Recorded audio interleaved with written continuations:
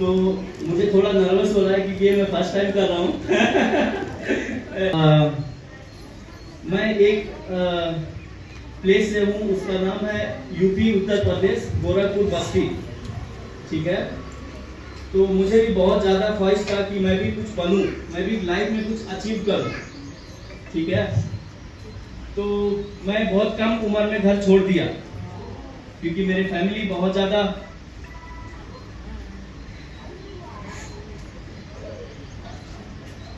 Struggle कर रहा था। उसका फैमिली बहुत स्ट्रगल कर रहा था। घर में माँ बाप है और 4 ब्रदर्स हैं और 2 बहन। ठीक है, बोलिए।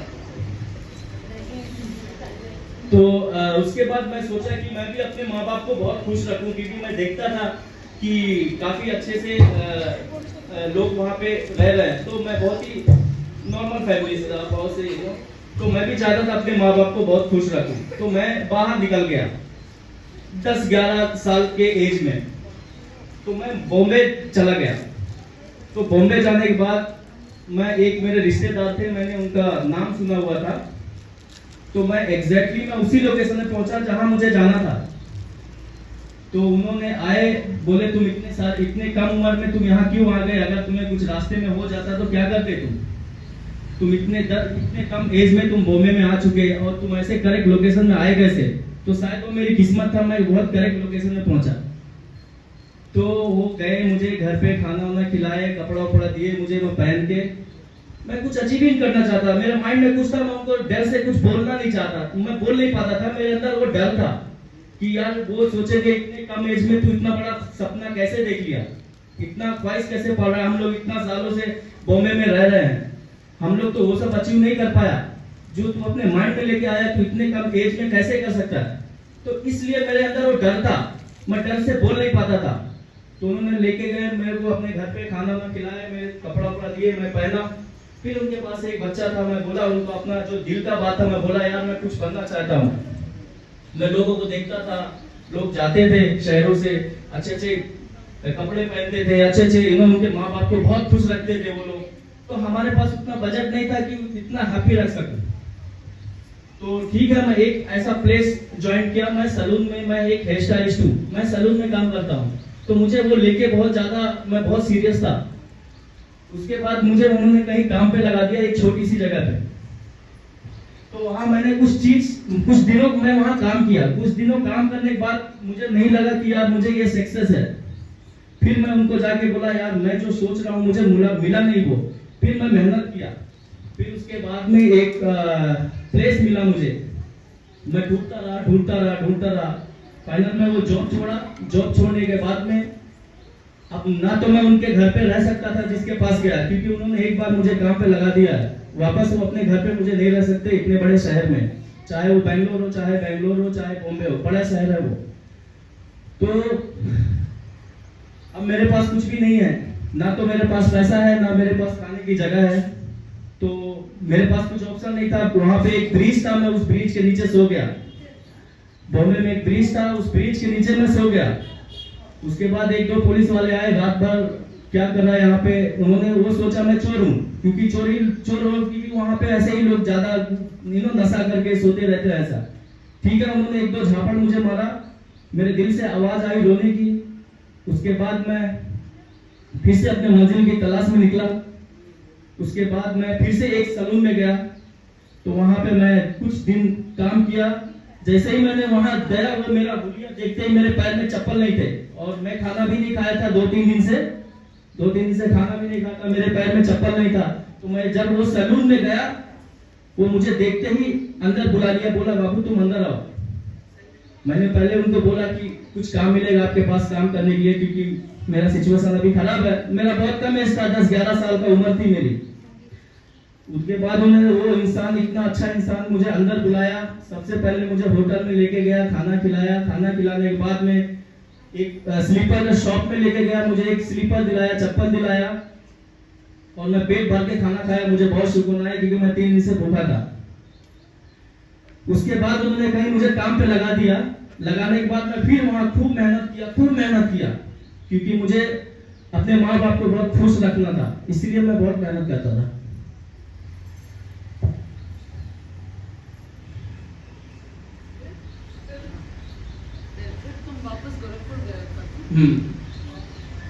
तो उसके बाद में वहाँ एक ऐसा इंसान मुझे मिला कि यार तुम्हारे अंदर इतना ज्यादा टैलेंट है और तुम ये क्या कर रहे हो, ठीक है मैं तुम्हें फ्री में कोर्स कराऊंगा, बोला उन्होंने। क्योंकि मैं जिस हिसाब से उनके पास काम किया, जिस हिसाब से मैं अपना सीजर घुमा के उनका स्टाइलिंग देता था, उनको बहुत अच्छा लगा वो काम। तो वो बोले ये तो इतना कम उम्र में ये क्या कर रहे हो तुम, इतना ऐसा सीजर भाज रहा है, ऐसा लगा रहा है, क्या कर रहा है तुम, ठीक है लेकिन मैं एक यूनिसेक्स हेयर स्टाइलिस्ट बनाना चाहता हूँ जो लेडीज लोग को बाल सीख सके। आजकल बहुत फैशन में है, वो लेडीज हेयर स्टाइलिस्ट का बहुत फैशन है, उस समय बहुत फैशन था बॉम्बे में। उसके बाद में मुझे उन्होंने फ्री कोर्स करा दिया। मैंने बोला मेरे पास तो उतना पैसा नहीं है, मुझे आप कोर्स कराओ, मैं जितना भी होगा वर्क करके मैं चुका दूंगा काम करके, ठीक है। उन्होंने बोला मैं तुझे फ्री काम सिखाऊंगा लेकिन मेरे पास ही काम करना। तो उनके पास मैंने सीखा। सीखने के बाद में उनका बहुत सारा ब्रांचेस था। मैं यूपी गया, गोरखपुर, मेरे साथ और एक लड़का था। तो बोला यार तुम एक काम करो, वहां पे कोई एक अच्छा हेयर स्टाइलिस्ट नहीं है, तुम गोरखपुर जाओ। तो मैं गोरखपुर चला गया ट्रेन से। फिर वहां एक लड़का मुझे मिला, मैं वहां काम किया 2-4 महीने 5 महीना। वो भी मेरा काम देख के हैरान हो गया। वो जो हेयर ड्रेसर था वो गोरखपुर का ही था। बोला उनका नाम राम सिंह था। तो राम सिंह ने बोला यार तुम्हारे पास इतना टैलेंट है, तुम इधर क्या कर रहा है, तुम बेंगलोर जाओ, तुम जरूर कुछ अच्छा करेगा। मेरा दिल बोलता है तुम जरूर कुछ अच्छा करेगा, तुम बेंगलोर जाओ। मैं तो बेंगलोर का नाम कभी सुना ही नहीं था। फिर मैंने ठीक है, मैंने घर वाले लोग से फोन पे बात किया। मैं बोला ऐसा ऐसा हो गया है, मैं यूपी आ चुका हूँ, अब मैं 2-4 महीना यहाँ काम कर दिया, मुझे फिर से बेंगलोर जाना पड़ रहा है। तो पेरेंट्स बोले ठीक है बेटा तुम चले जाओ, तुम्हारा सक्सेस के लिए हम लोग आपके लिए दुआ करेंगे। उसके बाद में मैं बेंगलोर आया। बेंगलोर आने के बाद में मुझे कुछ नहीं जमा। उस समय सोशल मीडिया इतना, फेसबुक और ये इंस्टाग्राम ये सभी नहीं था। उसके बाद में मुझे जमा ही नहीं यहाँ पे। जॉब जहां मुझे लगाया वहां भी अच्छा नहीं लगा। फिर मैगजीन मैंने देखा, मैगजीन देखते देखते मैं ऐसे एडवर्टाइज पढ़ा एक जगह पे, मैंने वहां कॉल किया। मैंने बोला कुछ आपके पास वैकेंसी खाली है तो बोलिए, मैं आपके पास काम करने के लिए आ सकता हूँ। तो ठीक है, वहां गया, मैंने ट्रायल दिया। ट्रायल देने के बाद वहां मैं सक्सेस हो गया। फिर वहां पे एक इंसान मुझे मिला, तो मैं वहां काम करा, थोड़ा दिन तक काम करा। मेरे काम को लोग बहुत पसंद कर दिए। तो वहां पे एक लेडीज आए, वो सिंगापुर से आई। तो जब मेरा काम करने का वक्त हुआ, कस्टमर आए, तो एक लेडीज आए, वो सिंगापुर का, उनका ऑलरेडी सैलून था, 2-3 सैलून था सिंगापुर में। मैंने बोला सिंगापुर कहाँ है, इंडिया में है? नहीं, दूर। तो यही मेरे साथ भी हुआ। उन्होंने बोला सिंगापुर चलेंगे अब्दुल, तुम इतना अच्छा काम कर रहे हो। मैंने उनको एक हेयर स्टाइलिंग दिया, अच्छा से हेयर कट किया, उनके बालों को सेट किया, उनको बहुत पसंद आया। अब्दुल मैं तुमको सिंगापुर लेके चलूंगा। मैं बोला सिंगापुर किधर, मेरे को यही सेट हो गया बेंगलोर में, मैं इधर ही रहूंगा। मैं बोला इधर ही कहीं होगा बेंगलोर के बाहर, क्योंकि ये फूलपुर लगता है ना, जैसे रामपुर हो गया, जोधपुर, ये सभी। तो मैं सोचा इधर ही इंडिया में ही होगा, तो मैं क्यों जाऊँ, यहाँ मैं सेट हो गया हूँ अभी अच्छा खासा। मैं इतना प्रॉब्लम में इतना मुसीबत उठाया, अभी मैं थोड़ा दिन काम करना चाहता हूँ। बोले, फिर उन्होंने एक्सप्लेन किया, अरे नहीं अब्दुल, वो सिंगापुर बाहर कंट्री है, वहाँ का पैसा यहाँ बहुत बड़ा है, वहाँ का 1 रुपीस यहाँ पे 50 रुपीस है, ऐसा बोले। ऐसा क्या, पासपोर्ट लगता है? बोला, वो बोले पासपोर्ट लगता है। बोला अच्छा पासपोर्ट लगता है। तो उस वक्त मैं सोचा बहुत सारा, ठीक है एक बार ट्राई करेंगे, लेकिन वहाँ पासपोर्ट लगता है, मेरे पास पासपोर्ट नहीं है। तो उस समय ऑलमोस्ट 2009 में 2010 में मैंने पासपोर्ट बनाया अपने घर वाले लोग को बोल के। मैं बोला और अच्छा से रख सकता हूँ, मैं आप लोग के लिए अच्छा घर बना सकता हूँ, आप लोग के लिए जो चाहिए आप लोग का डिमांड पूरा कर सकता हूँ। बोले ठीक है बेटा तुम जाओ। तो उस वक्त मैंने पासपोर्ट बनाया। पासपोर्ट बनाने के बाद में मैं फिर से बेंगलोर में आ गया, ठीक है, क्योंकि मुझे कुछ आया नहीं कॉल वहां से।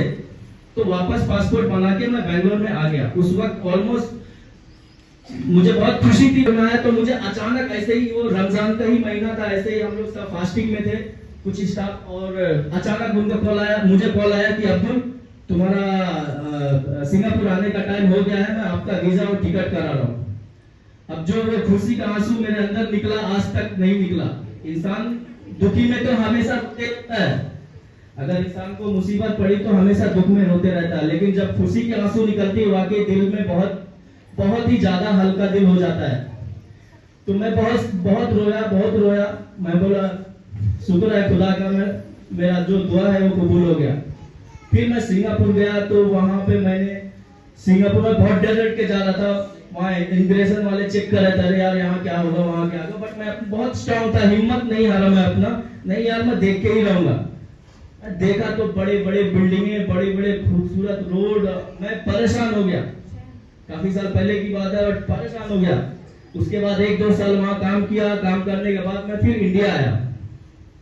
इंडिया में आने के बाद वहां पे शायद मैं 1 या 2 दिन एक्स्ट्रा रुक गया, इसीलिए वहां बाहर कंट्री में कभी 1-2 दिन एक्स्ट्रा आप रुक जाते हो या 4 दिन एक्स्ट्रा, तो वो पासपोर्ट ब्लॉक कर देते हैं वो लोग।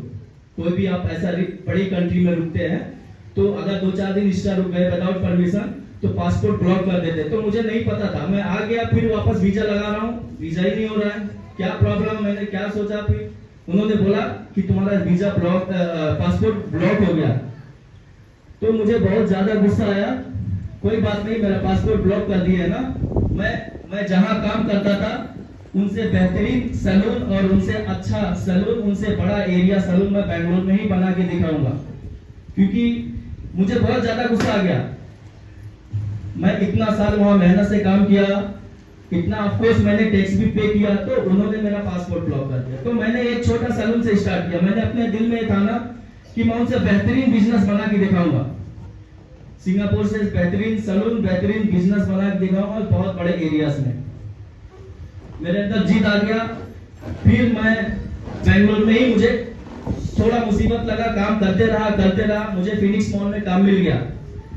फिनिक्स में मैं काम मिला, मैं वहां 4-5 साल तक काम किया। तो वहां पे मुझे मैडम मिले अभिनव मैम, मनीषा मैम मिले मुझे वहां। मेरा हौसला बहुत बुलंद किया उन्होंने, क्योंकि मैं इनका काम करता था ना। इन्होंने बोला, मुझे दुआ दिया, अब्दुल तू जरूर कुछ रीच करेगा। तो ऑलमोस्ट मैं इनको बहुत सालों से जानता हूँ, ऑलमोस्ट 10-11 साल 12 साल से। तो इन्होंने बोला कि तू जरूर इधर कुछ रीच करेगा बेंगलोर में। हाँ मैम, मैंने बोला ठीक है, आप लोग का दुआ चाहिए मुझे। तो मैं काम करता रहा। तो मुझे बिजनेस बनाना था, क्योंकि इंसान कितना दिन तक काम करेगा, फाइनली बिजनेस चाहिए उसके लिए, क्योंकि जॉब से हर कुछ नहीं हो जाता है, तो कुछ बिजनेस भी होना चाहिए। तो मैंने एक छोटा सा सैलून बनाया। सैलून नाम है, उसका नाम है पॉल सैलून। तो अभी मैंने एक छोटा सैलून बनाया और मैं जॉब भी कर रहा था, उस समय स्ट्रगलिंग कर रहा था।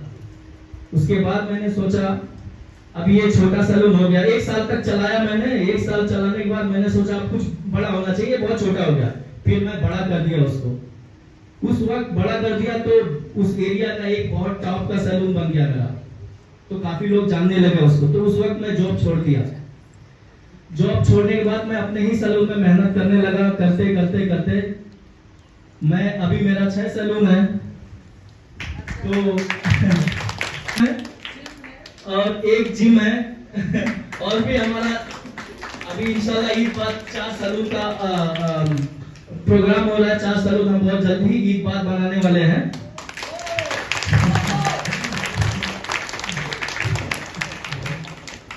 और अगर आप लोगों को किसी को भी हेयर स्टाइलिस्ट का या फैशन शौक होगा, फैशन इंडस्ट्री में आने का, हेयर स्टाइलिस्ट बनने का, मैं आप लोगों का बड़े होने के बाद में मैं फ्री एजुकेशन दूंगा। अभी मैं आप लोगों को फ्री एजुकेशन दूंगा, चाहे आप लोग को स्किन में आना हो, हेयर स्टाइलिस्ट में आना हो, फैशन इंडस्ट्री में आना हो, है ना। आप लोग को मैं फ्री एजुकेशन दूंगा सैलून का। क्योंकि अभी सैलून में आप बाहर जाएंगे, उसमें बहुत सारा फॉर्मेलिटीज है और बहुत सारा ये लगता है। तो मैं चाहता हूँ कि आप लोग का फ्री दूं, क्योंकि आप अगर बाहर जाएंगे ऑलमोस्ट 1 से 1.5 लाख रुपया लगता है। 1 से 1.5 लाख रुपया कोर्स करने के लिए लगता है। मैं आप लोगों को कोई भी इंटरेस्टेड होगा, थोड़ा बड़ा होने के बाद मैं आपको फ्री एजुकेशन दूंगा, फ्री जॉब दूंगा। आपको जो जॉब दूंगा वहां से सैलरी भी स्टार्ट हो जाएगा। आपको मैं कोर्स कराऊंगा फ्री में मेरे एकेडमी में कोर्स कराने के बाद में फ्री में, उसके बाद मैं आपको जॉब दूंगा। जॉब में भी आपका स्टार्टिंग सैलरी हो जाएगा, ताकि आप लोग भी अपने फैमिली को हेल्प कर सके। अभी ऑलमोस्ट मेरे सैलून में 45 to 50 मेंबर्स काम कर रहे हैं और मेरे जिम में ऑलमोस्ट 10 लोग काम कर रहे हैं।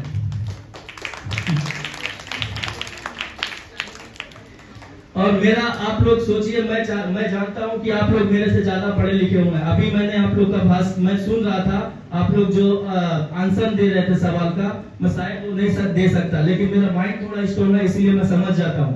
मैं सिर्फ 5 तक पढ़ाई किया हूँ, वो भी गवर्नमेंट स्कूल में, यूपी में। ओके, बस्ती जिला है, वहाँ पे एक यूपी एक छोटा सा गाँव है, वहाँ पे मैं 5 तक ही पढ़ाई किया हूँ, उसके बाद मैंने कोई पढ़ाई नहीं किया। तो आप लोग, मैं चाहता हूं कि आप लोग मेरे से अच्छा पढ़ाई करो। अभी मुझे बहुत शर्म आता है, मैं कहीं जाता हूं, मुझे फॉर्म भरने नहीं आता है, मुझे पढ़ने नहीं आता है। मैं दिखता हूं, मेरे पास पैसा, इसका मतलब वो डजंट मैटर, पैसा है या आप कितना अच्छा दिखते हो, कितना सुंदर दिखते हो, उससे मैटर नहीं करता है, आपका एजुकेशन। अभी मैं बैंक में जाता हूं, मुझे फॉर्म भरने नहीं आता, मैं किसी को बोलता हूं मेरा फॉर्म भर दो, कितना शर्म का बात है। मैं इतना अच्छा बड़े गाड़ी से जाता हूं, इतना स्मार्ट दिखता हूं, कितना शर्म आता है मुझे, क्योंकि मेरे पास एजुकेशन नहीं है, मैंने उतना नहीं पढ़ा कि मैं एक फॉर्म भर दूं, एक मैं पेपर नहीं पढ़ सकता। तो मैं यही रिक्वेस्ट करूंगा कि जैसा मैं हूं वैसा आप लोग बेहतरीन बिजनेसमैन बनो, लेकिन एजुकेशन बहुत इंपॉर्टेंट है। मुझे बहुत ज्यादा शर्म आता है, मुझे कहीं फॉर्म भरना होता है। और आप अपने माँ बाप के ख्याल रखना, क्योंकि उनका ही दुआ आपके कभी भी काम आने वाला है। अगर उनका दुआ अगर आप नहीं लेंगे तो सक्सेस कभी नहीं होगा। इसलिए माँ बाप का बहुत ही ज्यादा आपको ख्याल रखना पड़ेगा। आज मैं जो भी हूँ, अचीवमेंट हूँ, मेरा माँ बाप के वजह से हूँ। मैं बहुत सारा इसमें नहीं बताया आप लोग को, है ना। मैंने जब पैसा लाके अपने माँ के गोद में दिया ना, वो नमाज पढ़ के इतना रोया, उसको देख के मैंने भी बहुत ज्यादा रोना स्टार्ट कर दिया। तो इसीलिए बोलता हूँ, माँ बाप का दुआ साथ में होना चाहिए। आपके खुशी के लिए अगर माँ बाप का एक आंसू निकल गया तो समझो आप लोगों की जिंदगी बहुत सक्सेसफुल हो जाएगी। Thank you very much guys. मुझे इतना अच्छा लगा, सच में मेरा दिल का जो बोझ है मुझे बहुत हल्का हो गया। Thank you very much Manisha ma'am, thank you very much. 6 नहीं, 7 नहीं, 10 नहीं, आपके 20 सैलून्स हो, वही हम लोग प्रे करेंगे। और जितने लोगों को आप एम्प्लॉयमेंट दे रहे हो, उनको ट्रेनिंग दे रहे हो, उनको फ्री में सब सिखा रहे हो, उसके लिए आपके साथ आपके खुदा रहेंगे, हमेशा रहेंगे। और हम तो हमेशा आपका हौसला बढ़ाएंगे। और एक चीज जो मेरे को बोलना है कि आप उनके सैलून जाना है, उधर बैठना, वो जैसे कस्टमर के साथ बिहेव करते हैं, उसका वर्क एथिक्स, जो वो सैलून में जैसे काम, हर चीज में ध्यान देते हैं और सबके साथ वो खुशी से बात करते हैं, किसी को डांटते नहीं, ठीक तरह से बात करते हैं, रिस्पेक्ट करते हैं, सब लोगों को रिस्पेक्ट करते हैं। और कस्टमर्स को जो चाहिए उसका जो वो आप बड़े होके आप काम करने के टाइम पता होगा कि जैसे कस्टमर के साथ दुकान में हम जाते हैं और हमारे साथ कैसे व्यवहार करते हैं, वो क्या है कि आप ठीक तरह से बात करना, झगड़ा मत, जो प्रॉब्लम्स है बात करने से सॉल्व हो जाता, ये सब वो करते हैं। उसका सैलून हम आपको एक विजिट के लिए ले जाऊंगा, ठीक है। उसका सैलून हम 1 घंटा time we will try to spend there and you can see, देख लो, ठीक है एवरीबॉडी, या। Thank you very much guys, thank you very much. I'm grateful. All the best, all of you for 6 standards और 6 all the best. Members का नाम क्या है? नॉर्मली यूपी में क्या होता है, मम्मी का नाम लोग नहीं ज्यादा शेयर करते हैं, है ना। तो शायद मुझे लगता है मेरे मम्मी का नाम है शहरुन्निसा और मेरे फादर का नाम है मोहम्मद साजिद और हम 4 भाई हैं और हम 2 बहनें हैं, उनकी शादी हो चुकी है। और मुझे लगा कि शुभम और सत्यम कुछ और क्वेश्चन पूछेंगे, नहीं पूछा?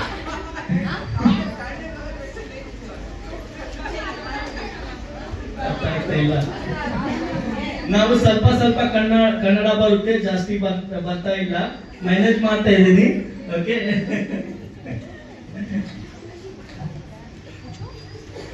सवाल पूछो। पूछिए, कुछ बात नहीं, पूछिए। हाँ, एम्प्लॉयमेंट में बिजनेस में आप उनका एम्प्लॉयमेंट का सैलरी होता है 45,000 50,000, स्टार्टिंग सैलरी 25,000 से है, 25,000 से।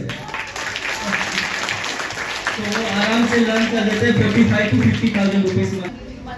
यहाँ पर कोई भी है जिनको इंटरेस्ट है, ಯಾರಿಗೆ ಇಂಟ್ರೆಸ್ಟ್ ಇದ್ರೆ ದೊಡ್ಡ ಮಕ್ಕಳಿಗೆ ಇಂಟ್ರೆಸ್ಟ್ ಇದ್ರೆ ಅವರು ಈ ಸಲೂನ್ ಇದರಲ್ಲಿ ಹೋಗ್ಬೇಕಾದ್ರೆ ಇವ್ರಿಗೆ ಕಾಂಟ್ಯಾಕ್ಟ್ ಮಾಡ್ಬೋದು.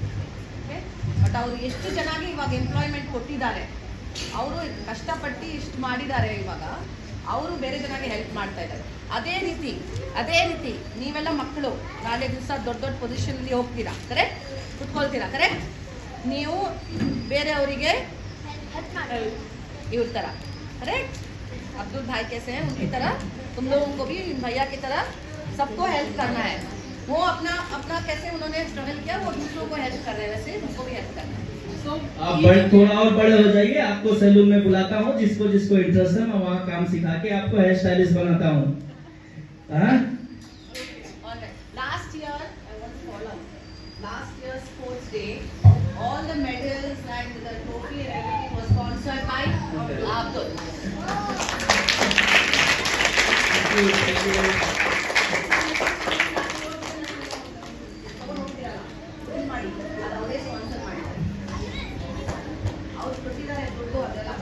So what he is saying is, as you grow higher, you take other people with you. Okay, you understand that? हम एक बस ऊपर नहीं we can become bigger. All of us together can become bigger. Do you understand? Help each other. Somebody is not doing well, help and grow together. Okay? Yeah. Never give up. That is very good. That is the biggest learning from His story is that never give up. So many hurdles he has gotten, right? But never give up. Big round of applause For Abdul. Thank you mister Abdul. ಅರ್ಥ ಆಯ್ತಾ? ಒಂದು film ನೋಡ್ಕೊಂಡು ಬಂದಂಗೆ ಆಯ್ತಲ್ವಾ? ಆಗಿಲ್ವಾ? ಮಾಡಬೇಕು, ಪ್ರಯತ್ನ ಇದನ್ನೆಲ್ಲ ಮಾಡಲೇಬೇಕು. ನೋ ಟ್ರೈ, ಓಕೆ, ಮಾಡಲೇಬೇಕು. ಓಕೆ, ಎರಡನೇದು ನೋಡಿ, ಅವರೊಬ್ರು ಅಷ್ಟೆಲ್ಲ ಕಷ್ಟಪಟ್ಟು ಮುಂದೆ ಬಂದಿರ್ತಿಲ್ಲ, ಇವತ್ತು ಅವ್ರು ಎಷ್ಟು ಜನಕ್ಕೆ ಕೆಲಸನ ಕೊಟ್ಟಿದ್ದಾರೆ ಅಲ್ವಾ? 40ರಿಂದ 45 ಜನಕ್ಕೆ ಕೆಲಸ ಕೊಟ್ಟು ಅವ್ರ ಜೊತೆ ಅವರನ್ನು ಬೆಳೆಸ್ಬೋದು. ಎಷ್ಟು ಚೆನ್ನಾಗಿರೋ ಸೆಲೂನೆಲ್ಲ ಇರ್ಬೋದು, ಬಟ್ ಬ್ಯಾಂಕ್ಗೆ ಹೋದಾಗ ಒಂದು ಫಾರ್ಮ್ ಫಿಲ್ ಮಾಡೋಕ್ಕೆ ಬರಲಿಲ್ಲ ಅಂದರೆ ಎಷ್ಟು ಕಷ್ಟ ಆಗ್ತಿದೆ. ಸೊ ದುಡ್ಡು ಎಷ್ಟು ಇಂಪಾರ್ಟೆಂಟು, ಅದಕ್ಕಿಂತ ಇಂಪಾರ್ಟೆಂಟ್ ಏನು ಲೈಫಲ್ಲಿ? Education is very very important. Okay, thank you sir. What do you have to say? A small plant for you sir from our side.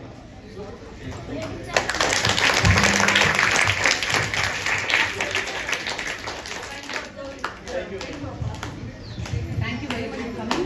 आप थोड़ा टाइम रुकेंगे तो आप लंच खा के जा सकते हैं फास्टिंग. फास्टिंग. फिर किसी और दिन आपको आना होगा यहाँ पर हमारे साथ, बच्चों के साथ लंच खाना होगा, correct? Call him again for lunch one day, right? Go to his salon and visit his salon. We go to his salon. किसको वो कैसे जाना है? फिर लोग कटिंग मैंने टीच किया, goods and services. You remember? मैंने बोला कुछ लोग सामान बेचते हैं, कुछ लोग डेंटिस्ट, डॉक्टर, सैलून सर्विस करते हैं. Remember? So we will, as part of that, we will visit his salon. Okay? Yeah. ಸೆಲೂನ್ಗೆ ಹೇಗೆ ಹೋಗ್ಬೇಕು ಅನ್ಕೊಂಡಿದ್ದೀರಾ ಈಗ ನೀವೆಲ್ಲ? ಹೇರ್ ಕಟ್ ಮಾಡಿಸ್ಬೇಕಾ? ನಿಮ್ಮನ್ನ ಅದೇ ತರ ಕರ್ಕೊಂಡು ಹೋಗ್ಬೇಕು. आने के लिए ಅವ್ರು ಹೇಗೆ ಬಿಸ್ನೆಸ್ ಡೆವಲಪ್ ಮಾಡಿದ್ರು, ಅವ್ರು ಹೇಗೆ ಜನ ಬಿಸ್ನೆಸ್ ಮಾಡ್ತಿದ್ದಾರೆ, ನೀವು ಅದರಿಂದ ಏನು ಕಲ್ಕೊಬೋದು ಅಂತ ನೀವು ಕಲ್ಕೊಂಡು ನೀವು ಸೆಲೂನ್ ಸ್ಟಾರ್ಟ್ ಮಾಡಿ. ಓಕೆ, तो आप लोग सोच सकता है, लास्ट टाइम भी ग्रेजुएशन में किया था, तभी एक लड़की को बुलाया था गर्ल के class psychology, studied psychology, and she's migrated to Dubai. Yeah. उन्होंने भी मुस्लिम कम्युनिटी से है, अब्दुल भी मुस्लिम कम्युनिटी से. अब सोच सकता है क्यों बुला रहे हैं, क्योंकि ये वेरी इंपॉर्टेंट है. आप लोग अब बच्चों को ग्रेजुएशन तक एजुकेशन नहीं करवाता है, वही प्रॉब्लम है.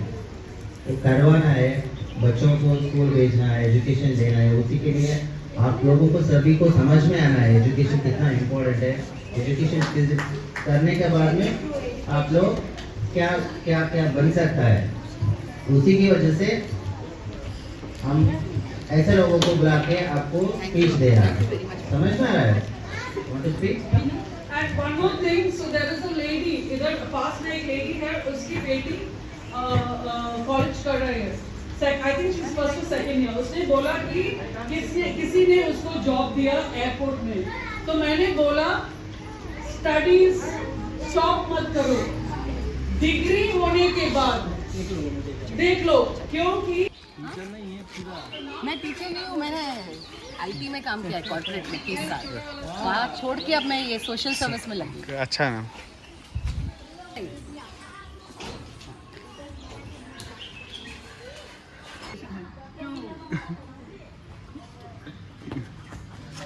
ठीक है ma'am, yes thank thank you. आप पूरा इतना अच्छा experience। काम कर रहे हैं ना, सच में इंसान के जैसा एक फरिश्ता हो आप लोग, सच में बता रहा हूँ। ना वो भी सही है। आजकल इस हर दुनिया में हमारे- कभी किसी को नहीं होता है। मैंने नहीं, इस लेकिन दुनिया हमारे अंदर मैंने में बहुत सारा God है। स्टोरी नहीं बताया। मैं जब 3 दिन से भूखा था तो मुझे खाना नहीं था, ऐसा बहुत सारा धूप था बॉम्बे में, तो लीची होता है, तो लीची होता, मेरे पास पैसा सिर्फ 5 रुपये था। मैंने बोला वो लीची दे दो, एक आदमी ठेले पे बेच रहा था, मुझे बहुत मन करा वो खाने का लीची, ऐसा धूप था, भूख लगी थी। मैं बोला भैया 5 रुपये की लीची दे दो, खूब मोटा सा था ऐसा, बोला 5 रुपये की लीची नहीं मिलेगी। मुझे बहुत हट हुआ, ठीक है कोई बात नहीं। वैसे ही बाजू में एक हाथी आया, हाथी इतना गुच्छा ले लिया। लेते ऐसे खा लिया। अब देखो अगर वो 5 रुपये का मुझे देता तो क्या फायदा होता है उसको, एटलीस्ट 5 रुपये तो मिलता उस हाँ, जमाने में हाँ। उसको। तो तभी भगवान दिखा दिया ना उसको, इतना उसी मिनट में गुच्छा, दिखा दिया उसको। इतना गुच्छा लाके वो हाथी खा लिया, और उसको बोला रहने दो, मत मारो मत मारो। तो भगवान उसको वहीं दिखा दिया। ये हाथी मेरे दे गया। मरते दम तक ये मेरे को नॉलेज हो गया कि हेल्प इंसान को करना चाहिए, हर कोई अपने लिए इंसान की जीता है। कदर नहीं करो तो आप जानवर की क्या कदर तो करोगे? मैंने दुनिया में इतना सारा लोग देखा है, आप लोग के जैसा नहीं देखा है। इंसान के नाम पे एक फरिश्ता है आप लोग, मैं कसम से बता रहा हूँ, फास्टिंग में हूँ, मेरा जो दिल बोल रहा है वही सच है। क्योंकि मैंने बहुत बड़े बड़े लोगों को देखा है, करोड़पति अरबपति, लेकिन अपने बारे में ही खाली सोचते हैं। आप लोग सच में फरिश्ते हैं इंसान के नाम पे, कि आप बच्चे को हेल्प कर रहे इतने छोटे छोटे। क्योंकि ये दुनिया आज ऐसा नहीं है, सब अपने अपने में लगा हुआ है। सब मेरा घर अच्छा बन जाए, मेरा फैमिली अच्छा हो जाए, अच्छा सब कुछ अच्छा हो जाए। लेकिन आप लोग जो दूसरे के बारे में सोच रहे हैं ना, खुदा की कसम, अल्लाह आखिरत में आप लोग के लिए बहुत बड़ा इनाम रखा होगा। दुनिया में भी इनाम रखा है, और आखिरत में मरने के बाद जो होता है वहाँ पे भी बहुत बड़ा इनाम रखा हुआ है। जब हम लोग बेशक, दुनिया में बेशक। जाएंगे, दुनिया थैंक से यू तो वो इनाम देगा। सच में बताओ। Thank you.